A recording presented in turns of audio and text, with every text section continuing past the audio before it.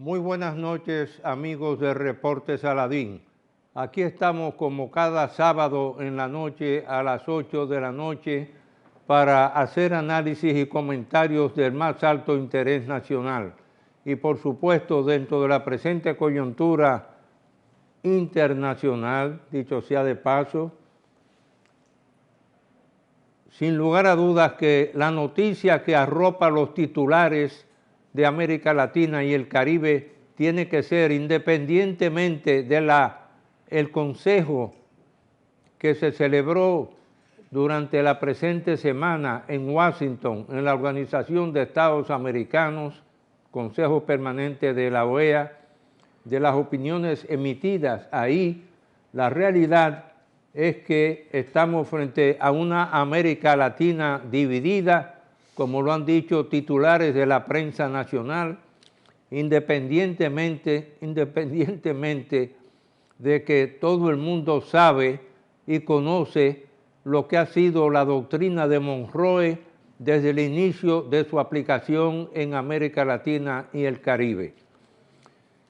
Abstracción hecha de esa noticia y todas las implicaciones que tiene, ahora con un expresidente de la República sujeto a la justicia de los Estados Unidos de América, donde la protección de los derechos humanos es una realidad por parte, sobre todo, de lo que es el Departamento de Justicia de los Estados Unidos de América, independientemente de los cambios que se produzcan en cuanto a la calificación de las acusaciones que se le han hecho al señor Maduro, independientemente de eso, hay una realidad, y es que América Latina, como lo había dicho uno de nuestros invitados en un programa anterior, el licenciado Hugo Uriani Curi,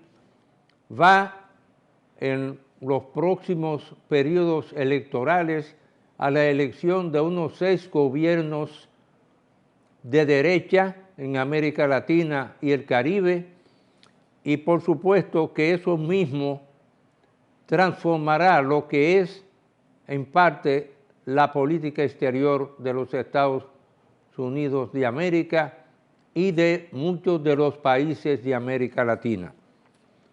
Por otra parte, hay una noticia que viniendo del vecino país, Haití, donde los funcionarios del Banco Central de Haití han sido siempre sumamente discretos, tanto que hace años ya, en la década del 71-72, cuando fue creado el Centro Dominicano de Promoción de Exportaciones, nosotros hablábamos en esa época de proponer un convenio de pagos entre el Banco Central de Haití y el Banco Central de la República Dominicana. Esa idea cayó en el vacío y nunca se le dio seguimiento a la misma. Ahora, el gobernador del Banco Central de Haití, el señor Ronald Gabriel, acaba de subrayar que la economía de Haití se contrajo en el 2025 por 7º año consecutivo, independientemente de lo que ha sido la reactivación, la realidad de los hechos, pues aún con las medidas que había tomado el actual gobierno dominicano en relación con el cierre de la frontera, el comercio fronterizo y los intercambios entre los dos países se aproximaron, aún con la reducción que ocurrió, se aproximaron a los $1.000 millones anuales, un volumen que siempre ha sido observado con mucho detalle por los gobiernos de Colombia, dicho sea de paso. Y independientemente de esa contracción que se ha dado en el vecino país, ahora puntualizada por el actual gobernador del Banco Central de dicho país, Ronald Gabriel, él espera, y es un voto realmente y un deseo de una recuperación económica hacia el año 2030 si se abordan los principales problemas, entre ellos, por supuesto, la seguridad. Independientemente de ese tema de la seguridad, a veces hay que recordar que ya el Banco Mundial había trazado una hoja de ruta en la que había prácticamente especializado unos 320 millones de dólares en financiamientos elegibles para el sector privado del vecino país de Haití y sobre todo, después que la ONU, el 30 de septiembre del año 2025, adoptó una resolución marcada con el número 2795, donde creó una nueva fuerza de unos 5.500 hombres para sustituir la actual intervención que ha hecho Kenia, donde ese país africano aportó una gran parte del personal policial y militar también, que estuvo asesorando a la Policía Nacional de Haití para sustituir la misión multinacional de apoyo a la seguridad que había sido liderada por el gobierno de Kenia. Definitivamente es un mundo de sorpresas y aquí hay que saludar por parte del actual gobierno los cambios que se acaban de introducir en el país, en el gabinete, independientemente de las simpatías o no por funcionarios de experiencia. En algunos casos, quiero mencionar un caso específico, es la reivindicación que sintió uno de los funcionarios ahora que fue cambiado, el señor Carlos Bonilla, hijo de Pedro Bonilla, porque una de las metas que se trazó el señor Pedro Bonilla fue en su oportunidad, cuando formó parte del gobierno de Salvador Jorge Blanco. En esa época yo era director ejecutivo del Centro Dominicano de Promoción de Exportaciones.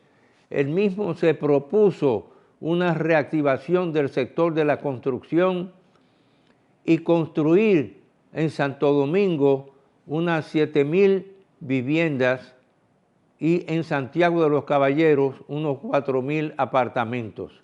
De hecho, su hijo, Carlos Bonilla, pudo superar esa cifra durante el periodo que ejerció como director de la Secretaría de Estado de la Vivienda, y es un capítulo que hay que mencionarlo porque muchas veces, como ha ocurrido ya con algunos funcionarios hijos de políticos conocidos, hay que saber el orgullo y la alegría que siente un funcionario cuando ve que algunas de las metas que su padre había establecido fueron superadas durante su administración, o sea, abriéndole las puertas a las nuevas generaciones. Quiero destacar que en esta oportunidad tenemos como invitado especial a un periodista de larga experiencia, un hombre de la opinión pública nacional, el licenciado Miguel Guerrero, que independientemente de los lazos y vínculos de amistad que nos unen por habernos criado, por así decirlo, en Ciudad Nueva, pero es un invitado muy especial, y con él y con esa escuela a la que él pertenece de periodismo, vamos a analizar la actual coyuntura nacional e internacional. Hacemos una breve pausa y retornamos en unos instantes con nuestro invitado especial, el señor Miguel Guerrero.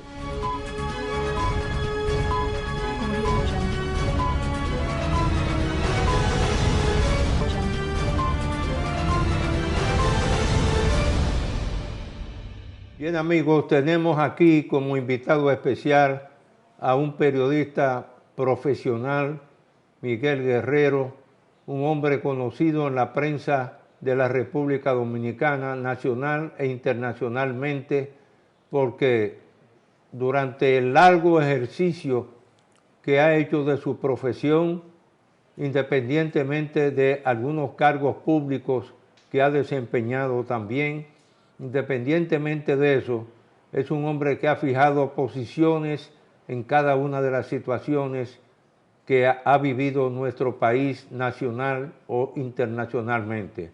Bienvenido, Miguel, a tu programa El Reporte Saladín. Buenos días, buenas noches, Roberto. Es un placer estar contigo. Gracias. Quisiéramos, en primer lugar, como lo decía ya nuestra prensa nacional, de que independientemente de lo que ocurrió en el Consejo Permanente de la Organización de Estados Americanos, OEA, durante fechas recientes en que se escucharon todas las opiniones que se escucharon, ¿cuál es, en tu opinión, la situación que se ha generado ahora nacional e internacionalmente en América Latina y el Caribe con relación a la detención y arresto por parte y el sometimiento a los tribunales en la ciudad de New York por parte del expresidente de Venezuela, Maduro? Mira, yo antes de responderte esa pregunta, yo quiero hacer una observación que tiene que ver con la posición que ha asumido el gobierno dominicano sobre ese caso. En el día de ayer o antes de ayer, en una reunión creo que de la OEA o de Naciones Unidas en Washington. Bueno, en Washington, si se trata de la OEA, según se publican hoy los medios de comunicación del país, el gobierno dominicano hizo saber su posición con relación al caso venezolano. Y es una posición muy coherente con la posición que ya había asumido el gobierno dominicano cuando se produjo el asalto al poder en las elecciones del 28 de julio del año pasado, del año 2024, en la que el gobierno chavista desconoció el triunfo amplio de la oposición política en las elecciones de ese año y tomó y se quedó con el poder usurpando un poder que realmente no le pertenecía y que había perdido en las urnas en unas elecciones donde el gobierno chavista tenía el control de todos los organismos electorales del país, lo cual indica que fue una derrota abrumadora. Y yo quiero resaltar el hecho de que el presidente Luis Abinader, del que yo soy muy crítico, ha fijado una posición que ningún otro líder político nacional ha asumido con relación a ese caso, ni con relación tampoco al caso de Ucrania. Dos situaciones conflictivas que están arrastrando el mundo a una posible conflagración mundial que podría destruir toda la humanidad o la existencia humana como la hemos conocido hasta ahora. Porque ahí se está jugando no solamente el territorio ucraniano ni el gobierno venezolano, ahí se están planteando situaciones que podrían alterar abrumadoramente el ambiente y el equilibrio internacional. Entonces yo digo que a mí me extraña que ante esas dos situaciones tan peligrosas y tan decisivas para la existencia misma de la humanidad, ningún otro líder político dominicano importante ha fijado su posición ni sobre el caso de Ucrania ni sobre el caso de Venezuela. Y a mí me parece una absoluta irresponsabilidad de parte de ese liderazgo. Y yo creo que por eso, hasta cierto punto, considero que el presidente Luis Abinader, al fijar esa posición y ser coherente con la posición que ya había asumido cuando se produjo ese asalto al poder, desde el poder mismo en Venezuela, yo creo que ha actuado correctamente y con una responsabilidad que hay que reconocer, especialmente porque esa responsabilidad ha estado ausente en otras esferas políticas dominicanas. Como yo fui becario del gobierno de la República Federal de Alemania y estudié... Sí, la Fundación Adenauer. En lo que era la universidad en Berlín Occidental, que estaba en manos en esa época dividido en 4 sectores. Sí, 4 sectores. Sector norteamericano, sector francés, sector inglés y sector soviético. El sector que pertenecía a la entonces Unión Soviética.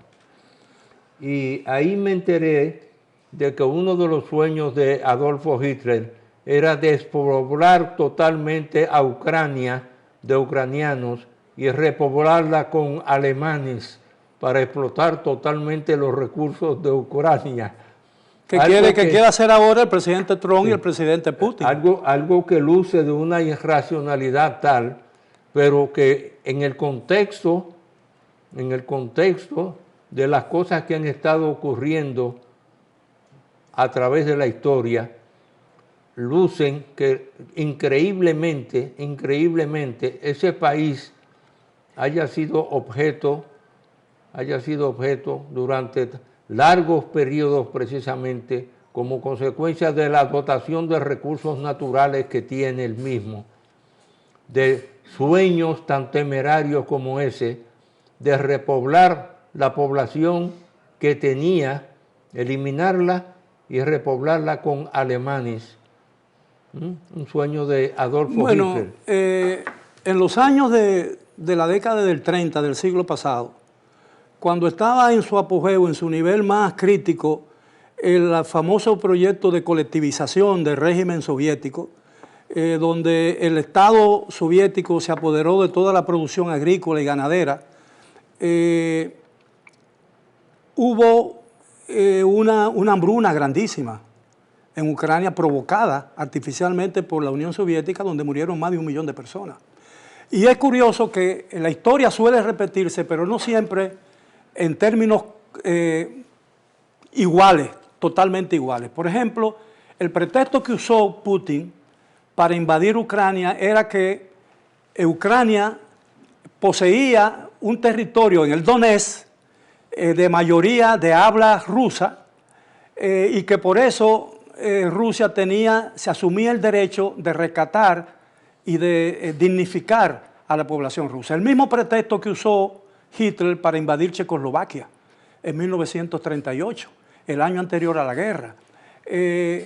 Recuérdase que en esa época, cuando Chamberlain, que era el primer ministro inglés, fue invitado por Hitler a la conferencia de Múnich de 1938, donde Inglaterra, Francia y otros países de Europa cedieron a las exigencias de Hitler bajo el argumento de que el sudeste de Checoslovaquia había una población de habla germana que estaba siendo sometida por el gobierno. Entonces, los pretextos nunca son lo mismo, pero son muy parecidos. Y recuérdate que hubo un famoso discurso que de bienvenida de Chamberlain en el Parlamento inglés, cuando Churchill lo recibió diciendo unas palabras que han pasado a la historia, ¿no? Como el gran legado de Churchill, donde dijo: entre el deshonor y la guerra, optamos por el deshonor y tendremos guerra.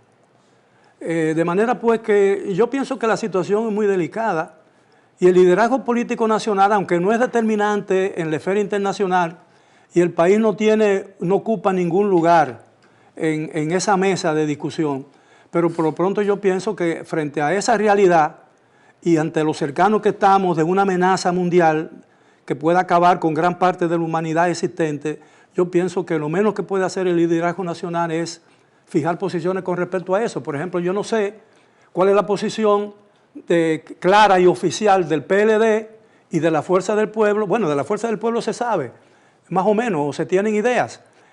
Porque el líder de la Fuerza del Pueblo, el doctor Leonel Fernández, nunca condenó el golpe de Estado contra Edmundo González Urrutia, que fue el ganador de las elecciones. Y entonces, pero se está esperando que él haga una declaración un poco tardía, pero necesaria, actuales que están ocurriendo en bueno, la arena internacional. Ojalá lo haga, porque eso puede traerles tranquilidad al país. Además, uno tiene que saber qué tipo de liderazgo podría otra vez. Él es un candidato con muchísimas posibilidades de ganar el poder nuevamente, y entonces el país tiene él tiene la obligación de ser claro con la nación dominicana, porque él no va a gobernar su casa. Si él gana las elecciones, va a gobernar el país, y el país no es uno solo. El país no es la Fuerza del Pueblo, ni el PLD, ni el PRM, ni el PRD. El país es un conjunto de ciudadanos que tienen ideas diversas sobre el concepto de nación, ideas diversas también sobre la forma de hacer gobierno. Sí, pero independientemente de eso y de lo que podría ser el rol de el liderato nacional en la presente coyuntura, hay algo que está cambiando en América Latina, y es que, como lo decía un ex gobernador del Banco Central, Gogo Giannichuri, en uno de los artículos que publicara recientemente, yo lo leí, que fue una serie de artículos, 3 artículos, en el Listín Diario, cuando yo lo entrevisté, prácticamente se esperan unos 6 cambios de gobiernos de tendencias hacia la derecha en América Latina y el Caribe, y esto podría contribuir mucho también, independientemente de lo que sean las posiciones políticas de cada uno de los líderes, a que haya por lo menos voces disidentes en América Latina frente a las realidades que se han estado dando en algunos de los países donde precisamente el hecho es que ha habido una tendencia hacia el autoritarismo presente en algunos de los países de América Latina, un autoritarismo que viene de muy atrás. Y en el caso de Venezuela, por supuesto que el rol que han tenido las Fuerzas Armadas de Venezuela en la historia de Venezuela ha sido realmente un rol muy, muy fuerte. Yo recuerdo particularmente una coyuntura, Miguel, en la que el almirante Wolfgang Larrazábal le había extendido una invitación a Fidel Castro para ir a Venezuela, y cuando esa visita de Fidel Castro Ruz a Venezuela, él le planteó primero un préstamo de $300 millones, y el almirante Wolfgang Larrazábal le dijo que la única forma en que él podría ayudarlo era si Trujillo lo atacaba, que en ese caso automáticamente él reaccionaría y le daría un apoyo frente al ataque de Trujillo a Fidel Castro, pero que en esa coyuntura económica no podía complacer esa petición. Pero Trujillo nunca atacó a Castro. Digo que la República Dominicana durante el gobierno de Trujillo nunca atacó militarmente a Cuba. No, nunca atacó, independientemente de las intenciones. Inclusive yo escribí una anécdota que me la hizo el propio almirante César de Win Lavandier. Estando a bordo de un destructor dominicano, aparentemente Trujillo había dejado filtrar la información de que él estaba dispuesto a bombardear La Habana, Cuba, por la actitud de apoyo al exilio dominicano en la isla de Cuba, en esas etapas de Prío Carras, etcétera, etcétera. Y dirigiéndose al contraalmirante César de Win Lavandier, y yo lo escribí en un artículo que lo publiqué en el periódico Hoy, él le preguntó: ¿usted es mi amigo incondicional?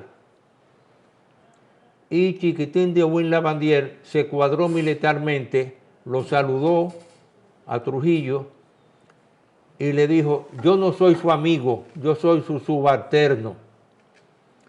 Aparentemente Trujillo se cortó, sorprendido por la respuesta que recibió, Y oigan lo que me dice este cocolo de San Pedro de Macorís, que él no es mi amigo, que él es mi subalterno.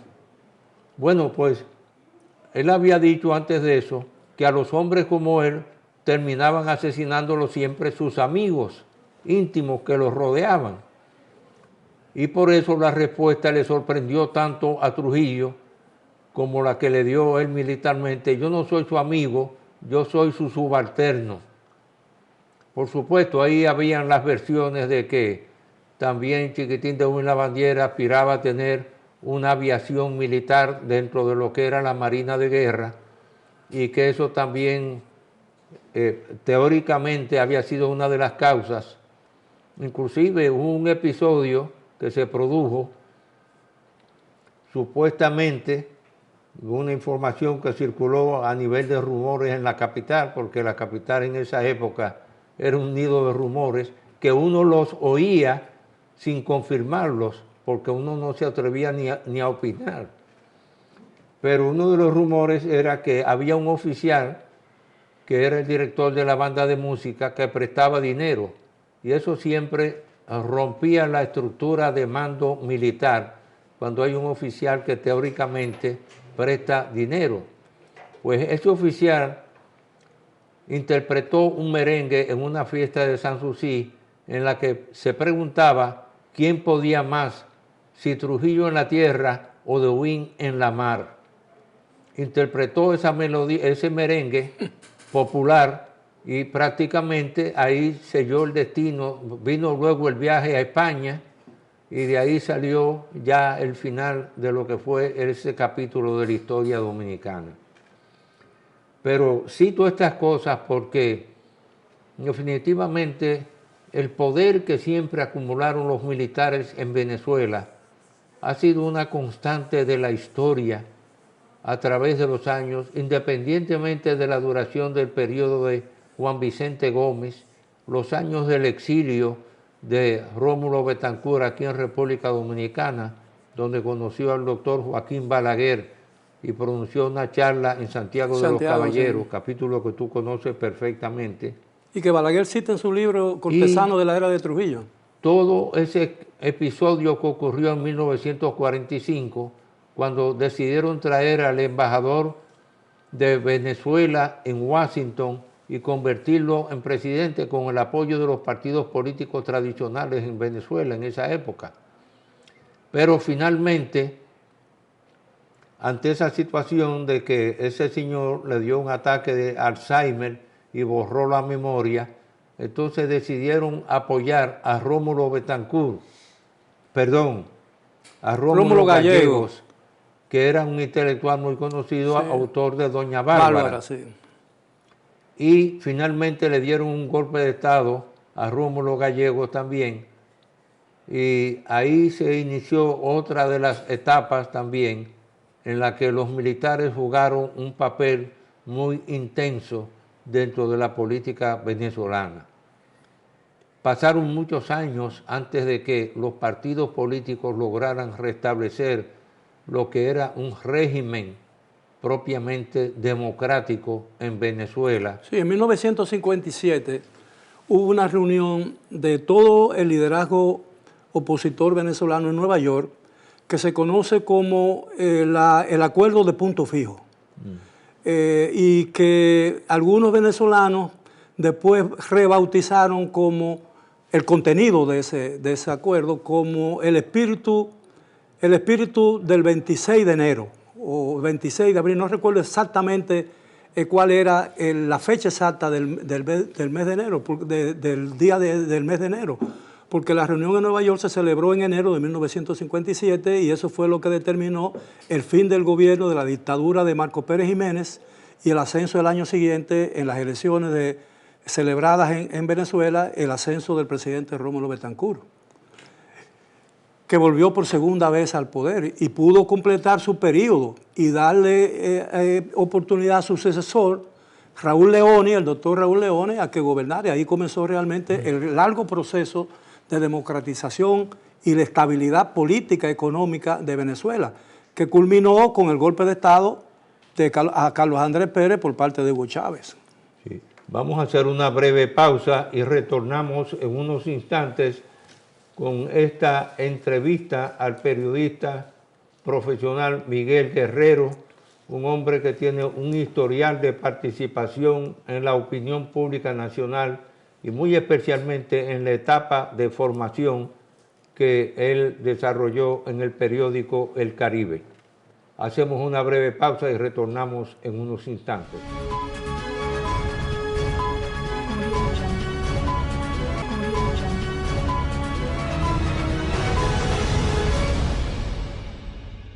Bien amigos, continuamos con el reporte Saladín en esta interesante entrevista con un hombre de la experiencia pública de Miguel Guerrero, un verdadero periodista profesional que durante muchos años ha estado en el ejercicio de esa profesión y que le ha tocado enjuiciar durante largos periodos lo que son el rol de todos los políticos dominicanos, no importa la posición que hayan tenido los mismos. Continuamos pues este diálogo amigable y quiero felicitarte por ese artículo que tú publicaste recientemente sobre tu padre. Porque independientemente de que yo lo conociera por lo menos físicamente, porque vivíamos en Ciudad Nueva y uno conocía a tu familia, a tus hermanos también, disfrutó los éxitos profesionales de algunos de tus hermanos también, tanto aquí como en el exterior, pero uno sabe lo que era en esa época la paternidad. Y cuando tú firmaste ese artículo con el hombre más grande que yo he conocido, yo sé que ahí habló el corazón de Miguel Guerrero. Bueno, ¿qué te puedo decir? Mi padre fue un hombre sencillo. Yo creo que su grandeza estribaba precisamente en eso. Que era un hombre que hizo de su familia su mayor ideal, ¿no? Y confrontó muchísimas dificultades y nosotros crecimos en un ambiente muy inestable en el sentido de que papá era un hombre muy orgulloso. Yo no diría orgulloso, era un hombre de mucha dignidad, porque hay una diferencia muy grande entre un concepto y otro. Y mi padre siempre fue muy fiel a su principio. Y eso en algunos momentos, en un país como el de nosotros, eso no es una buena receta para la prosperidad. Y papá estuvo muchas veces, en momentos en que estábamos muy bien económicamente, mi papá tomó decisiones que afectaron la economía de la cosa. Y yo creo que en ese tipo de cosas fue que yo encontré su grandeza realmente. Porque era un hombre de un corazón muy tierno, a pesar de que se crió en el campo. Papá llegó a ser, cuando yo nací en Barahona, mis tres hermanos mayores que yo habían nacido también en Barahona. Yo enfermé cuando yo tenía 1 año y papá tomó un avión y vino conmigo y nos quedamos aquí. Papá me contaba a mi mamá que en el avión, sacudiéndose, imagínense, estamos hablando del 46, el año 1946, papá con un vaso y una servilleta me daba, porque yo me estaba deshidratando, y me daba a beber. Bueno, entonces todas esas cosas yo las tengo sembradas en mi corazón. Y es muy difícil olvidar eso. Claro. Son de esas memorias no escritas, sí, no escritas, donde casi nadie ha escrito ese tipo de memorias, pero que tienen un valor afectivo. Yo hablo muchas cosas de mi padre en un libro que yo publiqué en el 2002 y que se puso en circulación en la Universidad UNIBE, donde yo puse en circulación también otros libros porque tenía muy buenas relaciones y tengo todavía buenas relaciones con ese centro. ¿Cuántos libros tú llevas publicados? 18. Ya? 18 libros. Sí. No todos son de historia, pero ese libro, que es un libro muy familiar, muy personal, se llama El mundo que quedó atrás. El mundo que quedó atrás cuando se cayó la Unión Soviética, cuando terminó la Guerra Fría y el mundo comenzó a reorganizarse, ¿no?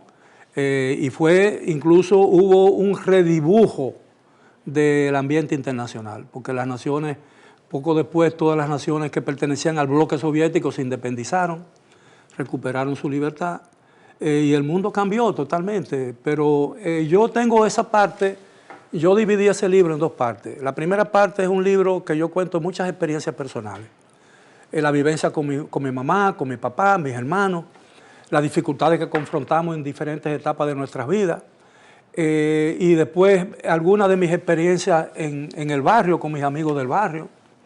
Ese libro todavía está disponible en algunas librerías. Yo creo que quedó atrás. El mundo que quedó atrás. Yo creo que el libro está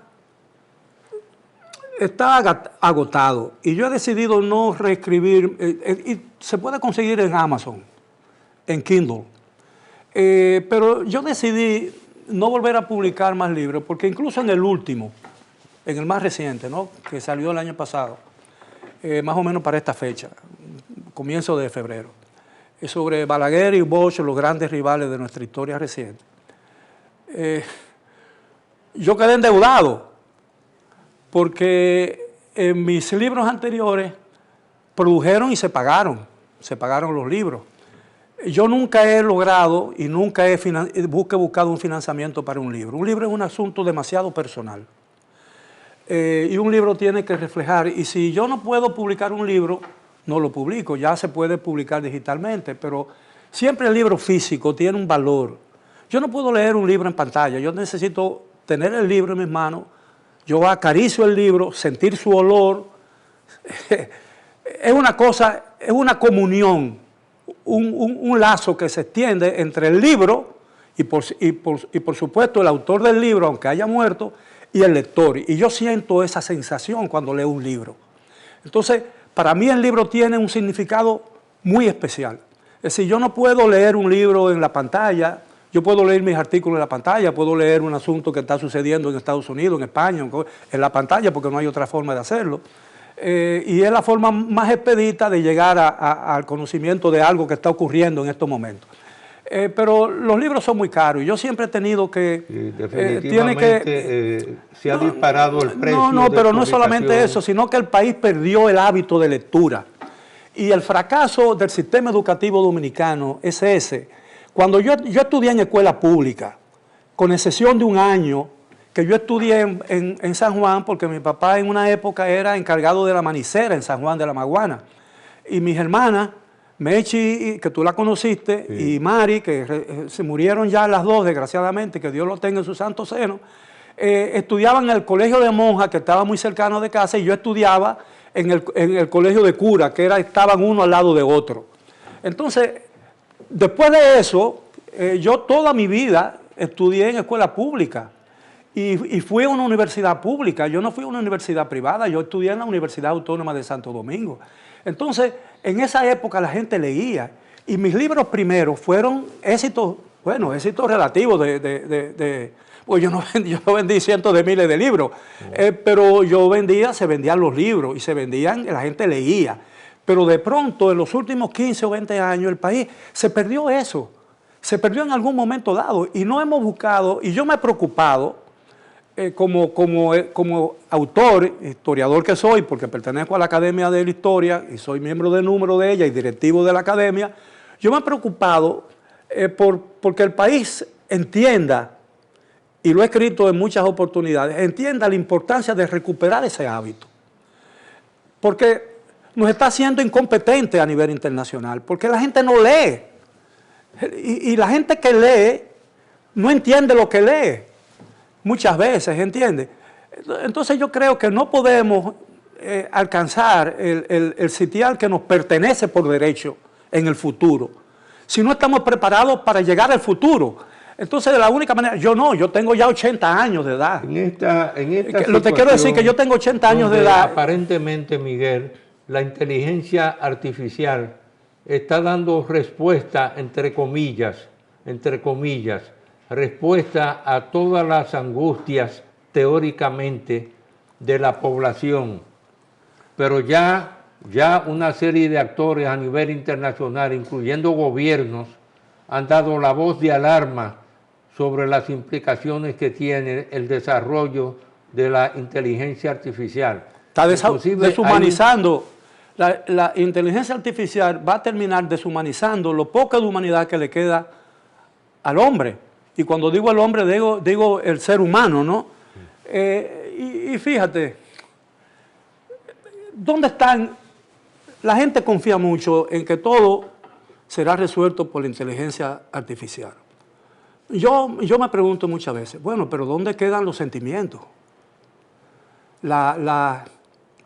El sentido del amor, el afecto. Una máquina no puede tener sentimientos. Por más que tú la planifiques y por más chip que tú le pongas, llega un momento en que no puede identificar un sentimiento de otro. Nos estamos deshumanizando, ¿entiendes? A un paso acelerado. Es decir, puede una máquina, puede un robot. En el contexto actual, llevando la situación al contexto actual que existe actualmente, esa situación que se ha originado debido precisamente a las actitudes que ha tomado, en este caso, ¿verdad?, el gobierno de los Estados Unidos de América, independientemente de la evolución de esa situación, porque ahora se tiene a una situación, a un expresidente de la República sometido a la justicia de un país anglosajón, donde teóricamente el derecho tiene niveles de respeto también. ¿Cómo tú ves la evolución de esta situación a corto y mediano plazo? Mira, para mí, Nicolás Maduro merece todo lo que le pueda pasar. Y cuando digo todo lo que pueda pasar, no estoy hablando de un cumpleaños feliz, ni la asistencia a una boda de un familiar muy querido. Todo lo malo que le puede ocurrir. Pero el presidente de los Estados Unidos no tiene derecho a decidir quién gobierna un país que no es el suyo. Y el presidente Trump está arrastrando o está precipitando lo que ya hay evidencia de decadencia en la nación norteamericana, por la droga, por el asunto que los méritos y los valores esenciales de esa democracia, que fueron una vez un ejemplo para el mundo, se están perdiendo, se están extinguiendo. Estados Unidos está rompiendo con sus únicos aliados reales, que son los europeos. El presidente Trump no solamente se cree con el derecho de decidir lo que tiene que pasar en Venezuela, y lo de Venezuela tiene que ver directamente no con el nivel de vida ni las oportunidades del pueblo, de su gente en Venezuela, sino del petróleo.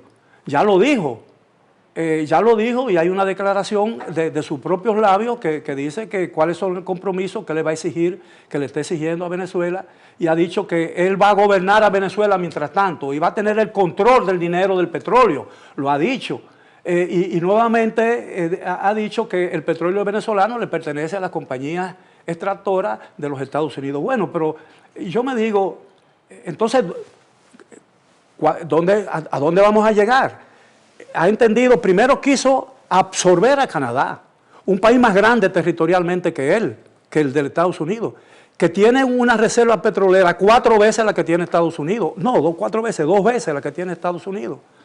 Que es un territorio independiente. Dijo que como él necesita a Canadá y necesita expandir porque es un emperador, él entiende que Canadá tiene que ser el estado 51 de los Estados Unidos. Y los canadienses le dijeron, no nos interesa porque el nivel de vida de Canadá es superior al nivel de vida de los Estados Unidos, no nos engañemos, en calidad, en términos de calidad.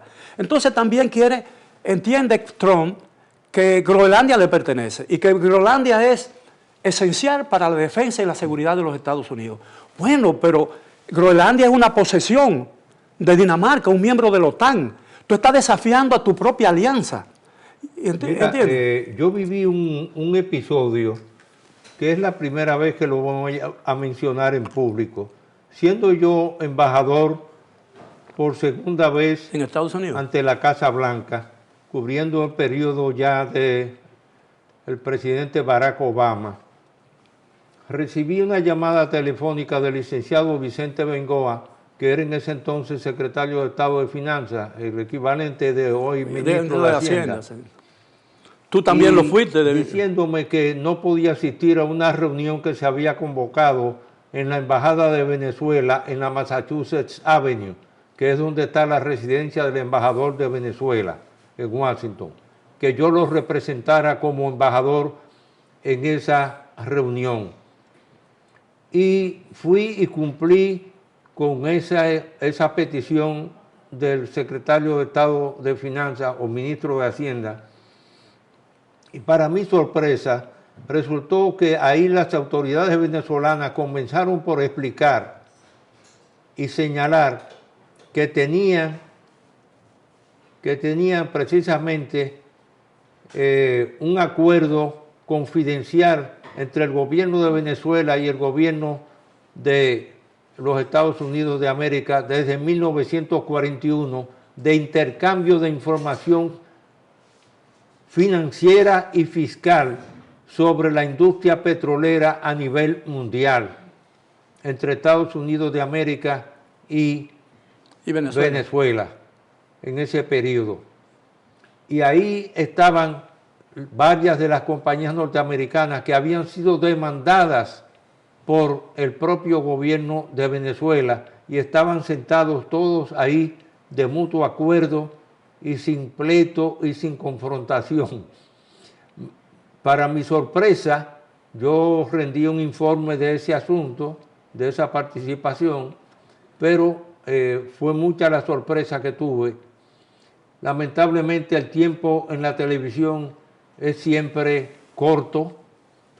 Te agradecemos mucho tu presencia en este programa y esperemos que no sea la última vez que participes en el mismo también, porque necesitamos siempre voces objetivas como la tuya y sobre todo poder despedirnos como siempre lo he hecho con esa frase del inmortal de la literatura española, don Miguel de Unamuno y Hugo, cuando decía en 1936 en España: me duele España, a mí me duele la República Dominicana. Que Dios los bendiga a todos y sobre todo agradecerte y darle un saludo muy cordial a Esther, tu esposa, de parte de Berta Níndez Saladín. Mi prima. Sí, hay un parentesco. Sí, tenemos un parentesco. Y de toda nuestra familia, también reiterarte las gracias por tu participación en este programa. Y felicitarte por esos 18 libros que tú has tenido el valor de publicar, sabiendo uno el precio que se paga muchas veces por ser un autor tan prolífico. Gracias de nuevo y que Dios te bendiga. Igualmente, Roberto, gracias.